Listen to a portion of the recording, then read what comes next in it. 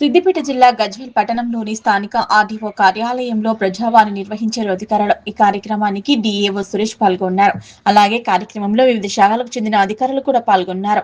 ఈ రోజు మొత్తం 14 దరఖాస్తులు రావడం జరిగిందని, వాటిని వివిధ శాఖలకు ఆన్లైన్ ద్వారా పంపించడం జరిగిందని, అలాగే వచ్చే సోమవారం వరకు సమస్యలను పరిష్కరిస్తామని డీఏఓ సురేష్ తెలిపారు. ముఖ్యంగా దరఖాస్తుల్లో ధరణిలో 11 గుంటలు మిస్సింగ్ 2017 నాటికి బోరంపల్లి మల్లారెడ్డి అనే రైతు చౌదరపల్లి గ్రామానికి చెందిన వారు, వర్గల్ మండలం చౌదరపల్లి గ్రామానికి చెందిన వారు ధరణి వచ్చినప్పటి నుంచి కూడా 11 గుంటలు మిస్ అయిందని, అటు సిద్దిపేటలో గజ్వేల్లో అప్లికేషన్ పెట్టుకుంటూ వస్తున్నారు కానీ ఇప్పటి వరకు వారి సమస్య పరిష్కారం కాలేదు. అలాగే మల్లన్న సాగర్ నిర్వసిత గ్రామాలైన ఆర్ఎండ్ఆర్ కాలనీకి సంబంధించిన కౌన్సిలర్ 9వ వార్డుకు చెందిన కౌన్సిలర్ ఉపేందర్ రెడ్డి ఈ రోజు ప్రజావాణి కార్యక్రమానికి వచ్చి మల్లన్న సాగర్ గ్రామమైన వేములఘట్ గ్రామానికి సంబంధించి ఇప్పటి వరకు మొత్తం నిర్వాసితులకు 500 వరకు ప్లాట్లు కేటాయించారు కానీ ఎక్కడా కూడా పొజిషన్ చూపించలేదు.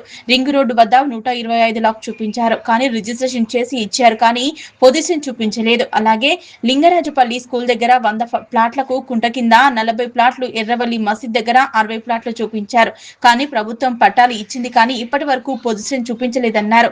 వీళ్ళు తీరా ఆ స్థలానికి వెళ్తే కోర్టు కేసులు ఉన్నాయంటూ బెదిరిస్తున్నారన్నారు.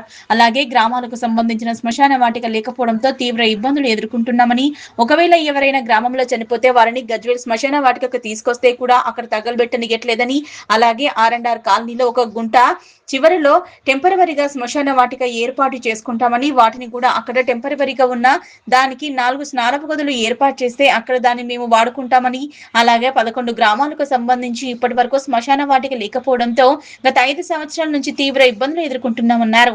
దయచేసి కలెక్టర్, సంబంధిత మంత్రులు, ముఖ్యమంత్రి స్పందించి తమ సమస్యలు పరిష్కరించాలని కోరారు. ముఖ్యంగా గజ్వేల్ పట్టణంలోని ఆర్డీఓ కార్యాలయంలో నిర్వహించిన ప్రజావాణి కార్యక్రమానికి మొదటి అంతస్తు పైన పెట్టడంతో లిఫ్ట్ పనిచేయక మొదటి అంతస్తు మెట్లపై నుంచి వెళ్లాలంటే వచ్చిన దరఖాస్తుదారులు మెట్లపై నుంచి వెళ్లడానికి తీవ్ర ఇబ్బందులు ఎదుర్కొంటున్నారు.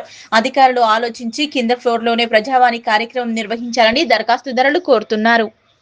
మల్లన్న సాగర్ ముప్పు గ్రామాలకు సంబంధించినటువంటి ఇక్కడికి తీసుకొచ్చినటువంటి గత ప్రభుత్వం 5 సంవత్సరాలు దాటినా కూడా మాకు ఇప్పటి వరకు కూడా ఈ ప్రభుత్వం వచ్చి కూడా 2 సంవత్సరాలు దాటింది. అధికారులు ఇప్పటి వరకు కూడా మాకు ఒక శ్మశాన వాటిక ఏర్పాటు చేయమని చాలాసార్లు విన్నవించుకున్నాం కానీ శ్మశాన వాటిక ఇవ్వడం లేదు. ఇప్పటి వరకు కనీసం ఉన్నటువంటి శ్మశాన వాటికలో ఉన్న కనీస వసతులు, బోర్ కానీ వాష్రూమ్స్ కానీ ఏర్పాటు చేయమంటే చేయకుండా రోడ్లపైన ఎవరైనా చనిపోతే వాళ్ళని రోడ్లపైన కాలేసి మేము కూడా నీళ్లు ఇంటి దగ్గరికి వెళ్ళి తెచ్చుకొని రోడ్లపైన స్నానం చేసేటువంటి పరిస్థితి ఏర్పరిచినారు. గతంలో మనం చూసాం, ఇంతకుముందు ఒక ఎర్రవల్లి నుండి ముస్లిం చనిపోతే ఇక్కడికి ఆర్డీఓ ఆఫీస్ కూడా తెచ్చారు. అప్పటికి కూడా చలనం లేదు. ఇప్పటి వరకు కూడా శ్మశాన వాటిక అనేటువంటి ఏర్పాటు చేయకుండా శ్మశాన వాటికకు సంబంధించినటువంటి కనీస వసతులు కూడా ఏర్పాటు చేయలేదు.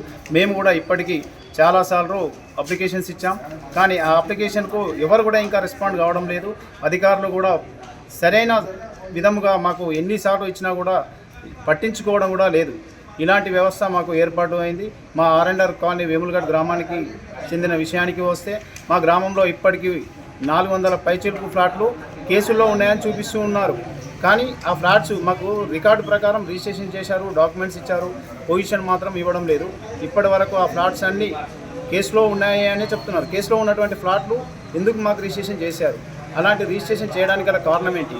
మా పైన అధికారులు కక్ష సాధింపుగా మా వేములఘట్ గ్రామాన్ని ఎంచుకొని మా గ్రామాన్ని ప్రజలను ఇబ్బంది కలగజేస్తున్నారు. కాబట్టి అలాంటి ఇబ్బంది కలగకుండా మా యొక్క ఫ్లాట్లను మాకు ఇవ్వాల్సిందిగా, అటువంటి కోర్టు కేసులు కానీ లేకపోతే ల్యాండ్ తీసుకోకముందు మీరు ఎందుకు మాకు రిజిస్ట్రేషన్ చేశారు, మరి మీకు సమాచారం లేకుండా మీరు ప్రభుత్వం ఇతరులు ఎవరైనా చేసే అధికారులు చూడాల్సినటువంటి ఒక పరిష్కారం చేయాలి కానీ అధికారులే రిజిస్ట్రేషన్ చేశారు, ప్రభుత్వమే రిజిస్ట్రేషన్ చేశారు.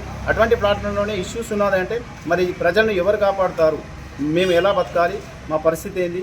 మా యొక్క ఫ్లాట్లలో ఉన్నటువంటి కేసులను తొందరగా తొలగించి మా యొక్క ఫ్లాట్లు మాకు ఇవ్వాలని, మాకు ఎలాంటి ఇష్యూస్ లేకుండా చేయాలని, శ్మశాన వాటికి కూడా ఏర్పాటు చేయాలని కోరుతున్నాం.